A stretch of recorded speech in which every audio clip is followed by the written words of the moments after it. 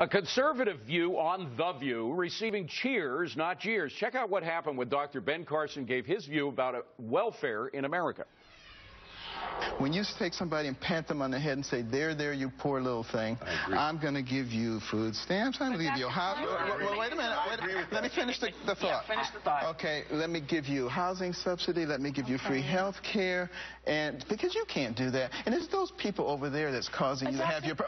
Wait a minute. We got to do it quick because we're almost close to wrap. So. Okay, so what would be much more empowering is to use our intellect and our resources to give those people a way up and out. May I just... Okay. So you heard the audience. If even The View agrees with Carson on this, is there real chance for welfare reform, Steve? Absolutely. The country had welfare reform back in the 1990s. A city like New York, over 20 years, cut welfare rolls from 1.1 million to about 350,000. New York's not known as a troglodyte right-wing nest, and I think you see the mood. Exactly. You can see the mood in the nation. If people have real troubles, yes, you have the safety net, but people don't want dependence. They want a vibrant economy again, which this president has not delivered. Rick, is there a chance for real reform again? Well, I think that there is, although I have to be honest and say I didn't see all this support on The View that others seem to have seen. Well, we heard them clapping.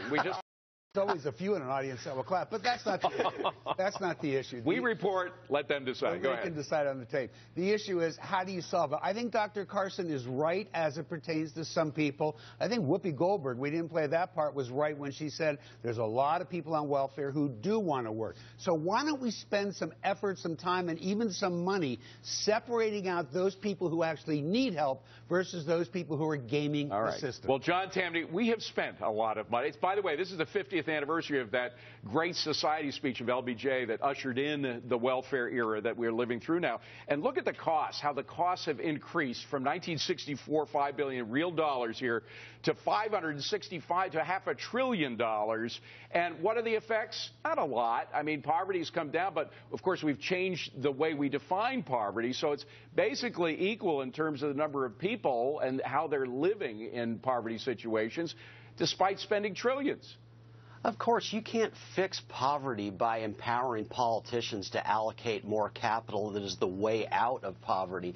If you want to fix it, it's very simple. Grow the economy, which means shrinking government to leave more capital in the private sector. The government is doing the exact wrong thing, and that's why poverty has remained where it is, despite all the spending. And, Rich, I was surprised. Maybe Rick didn't see it, but I saw the audience approve, and some members of the panel, with the exception of Whoopi, approving of what Carson was saying.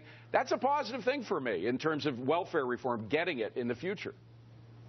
Well, it just shows you the value of having a great spokesman like Dr. Carson or Ronald Reagan. You're not people who are combative or trying to pick fights with the other side, but simply speaking the truth, speaking it authentically, speaking it with empathy. That's what you get. I think, what he tapped into was this reservoir of conservative thinking in America today that was represented by by even the applause by his fellow panelists. Well, there is a question, Sabrina, of whether the American public have gotten used to all these handouts and whether, the voting bloc of those who are getting used to them has increased to such an extent that welfare reform is impossible. But judging from what happened on The View, I would say that's not correct.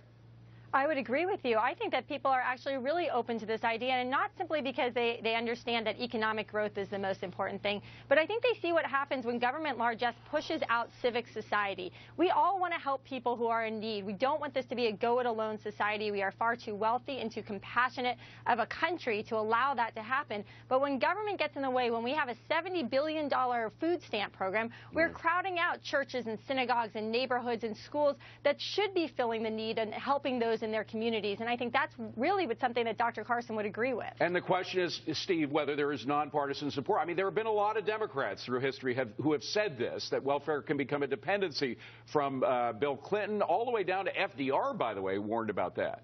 Absolutely, and the welfare reform we got in the 1990s started in Wisconsin, which has been the progressive laboratory in this country for a century. So absolutely, I think it's bipartisan. Well, Rick, will it happen during this presidency, or will we have to wait to the next one? I don't think much of anything is going to happen in what's left of this presidency, given the Congress. But I do like that Rich Karlgaard kicked off the Ben Carson for President campaign, putting Dr. Carson and Ronald Reagan in the same sentence. That was nice.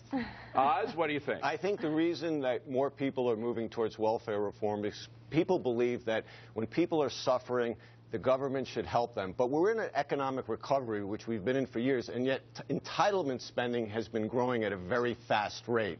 And I think that's when people realize that what this president is interested in is not in growth and a stronger economy, but the redistribution of wealth. And most people, I don't think, are for that. All right, that's got to be the last word. Coming up, washing away our national monuments, a new scare tactic to push the global warming agenda that could cost us all. That's on Cashing In. But first, right here, forget the movie house. Democratic leaders rolling out the red carpet at the People's House, all to promote a partisan film bashing the libertarian Koch brothers. Is this really a good use of your tax dollars?